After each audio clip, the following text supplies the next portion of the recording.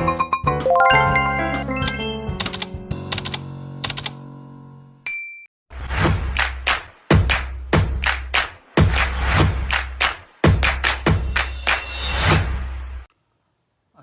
warahmatullahi wabarakatuh. Salam sejahtera bagi kita semua. Selamat malam. Om Satu, Namo Buddhaya, salam kebajikan. Tabi selamat timul atai, salam kujud kering melempang. Adil kata lino, beceramin ke surga, basengat ke jubata, harus.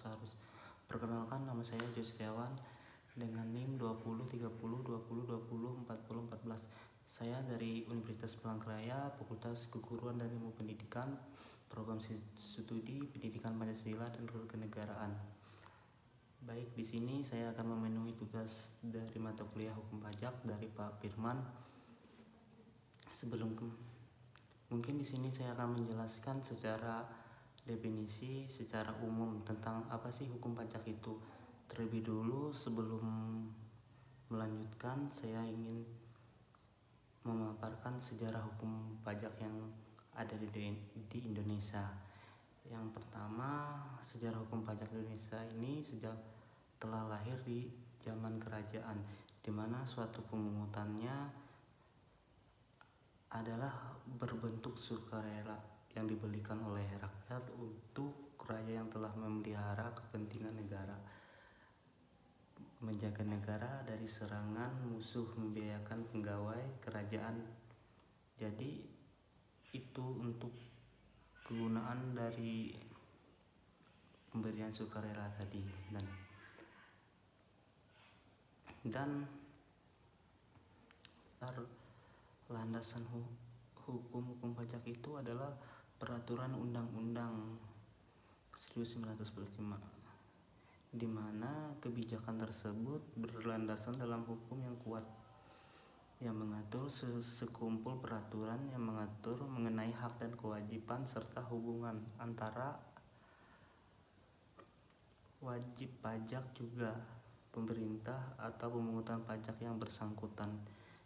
Hukum pajak terbagi menjadi dua bagian. Yang pertama ada pajak formil dan ada pajak material. Jadi untuk pajak formil itu adalah ketentuan yang mewujudkan hukum pajak material, sebuah kenyataan norma-norma yang terkandung dalam hukum, yaitu mekanisme pelaksanaan dan prosedur yang berkaitan dengan perpajakan. Yang hukum pajak material menguat mengenai norma-norma menerangkan keadaan, perbuatan, peristiwa hukum yang dikenakan pajak.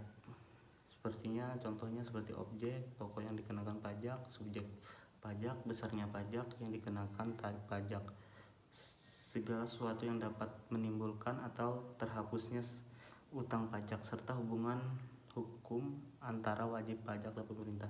Jadi hukum pajak terbagi menjadi dua dari kedua poin itu saling berhubungan satu sama lain, saling berkaitan untuk terciptanya pajak yang baik. Yang pertama lagi kita akan membahas tentang fungsi pajak. Apa sih tentang fungsi pajak? Yang pertama, fungsinya itu sebagai acuan dalam menciptakan sistem pemungutan pajak yang berlandasan pada keadilan dan efisiensi, diatur dengan jelas dalam undang-undang yang berkaitan dengan hukum pajak tersebut. Jadi fungsi pajak tersebut sumbernya dapat menjelaskan mengenai subjek dan objek pajak yang perlu atau tidak perlu untuk dijadikan sebagai sumber pemungutan pajak demi meningkatkan kondisi pajak keseluruhan. Lebih mendalam lagi bahwa suatu peraturan hukum pajak di mana ada tertuang asas-asas pajak. Asas-asas pajak itu terbagi menjadi 6 bagian secara umumnya. Yang pertama meliputi asas legal, asas kepastian hukum, asas efisiensi, asas non, dan asas keadilan. Baik, contoh dari pajak sepertinya pajak bangunan. Kita akan melanjutkan lagi bahwa contoh-contoh dalam pajak itu seperti pajak penghasilan, pajakan pertambahan nilai, pajak daerah. yang lebih sering di masyarakat itu seperti pajak. Kita membayar pajak bermotor, berkendaraan, di mana hasil dari pembayaran pajakan kita itu kita bisa menikmati manfaatnya seperti jalan dan banyak lagi hal-hal yang bisa dimanfaatkan seperti bayar parkir. Itu adalah contoh dari sistem perpajakan, di mana dari hasil perpajakan itu akan dikelola untuk pembuatan infrastruktur seperti jalan maupun bangunan-bangunan. Mungkin itu yang dapat saya sampaikan. Mohon maaf bila ada kekurangan dalam penyampaian saya.